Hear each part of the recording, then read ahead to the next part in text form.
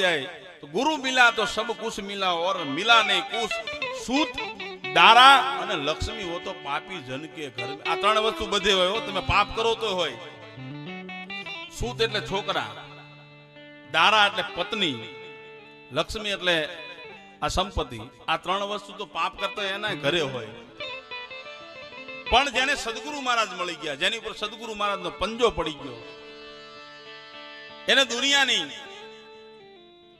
જે કરોડો રૂપિયા ખર્ચતા પણ ન મળે ને એ વસ્તુ સદગુરુ મહારાજ આપી દે पारस और संत में बड़ो अंतरो तू जान पारस लोहे को कंचन करे और संत करे आप समान एवा परम वंदनीय श्री जादव बापूना आ पूर्ण कृपा थी सुरेश भाई ना आंगणे एमना पिताजी पाछळ सुंदर मजाना आज भजन नु जे बधु आयोजन छे अने आटला बधा संतोनी हाजरी ए सुरेश भाई ऊपर जादव बापूनी पूर्ण कृपा अने संतनी कृपा विना आवा बधा समियाणा थता नथी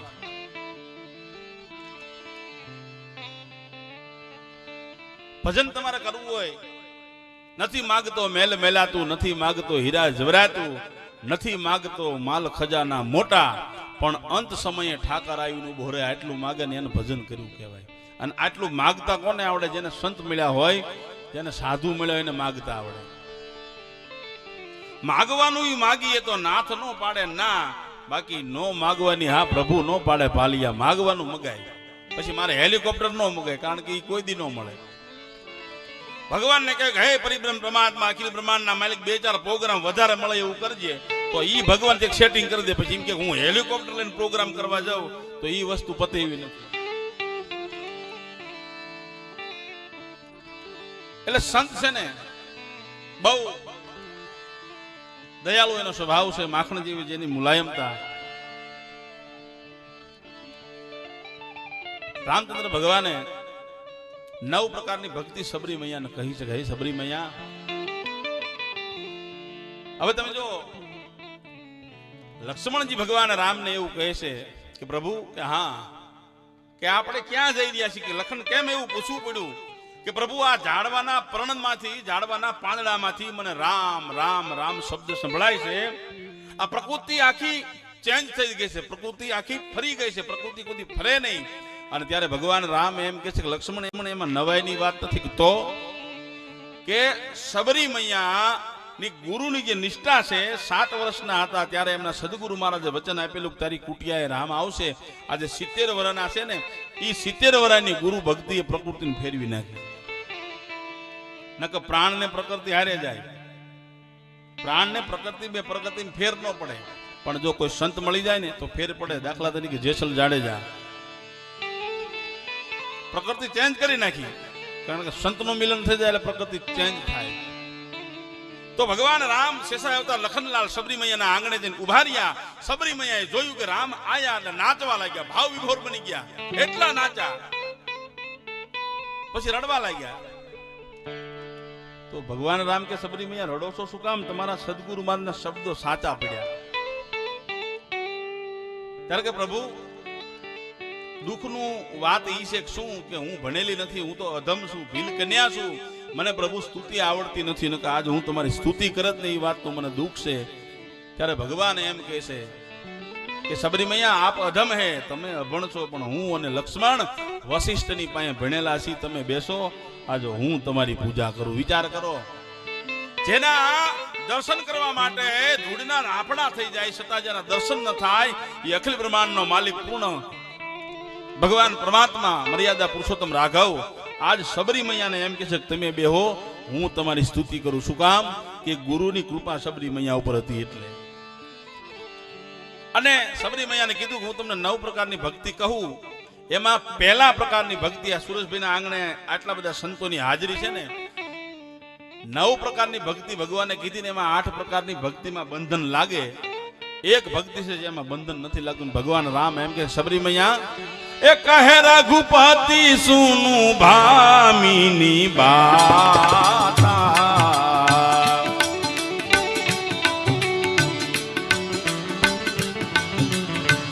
कहे रघुपति सुनु भामिनी बाता मानहु હું એક ભગતિ કરનાતા.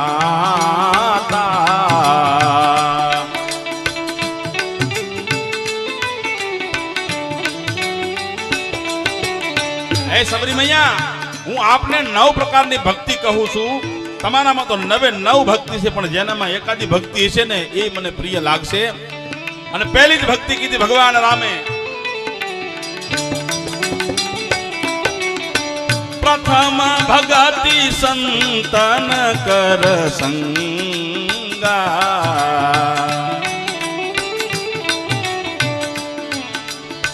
પ્રથમ ભગતિ સંતન કર સંગા. દૂસરી રતી મમ કથા પ્રસંગા.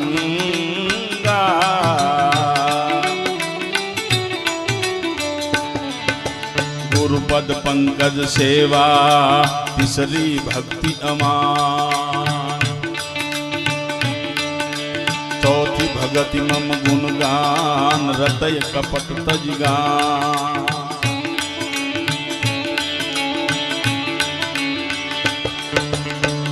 મંત્ર જાપ મેં કર વિશ્વાસા.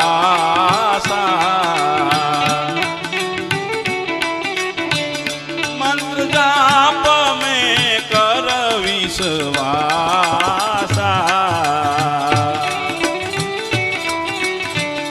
પંચમ ભજન સોભેદ પ્રકાશા.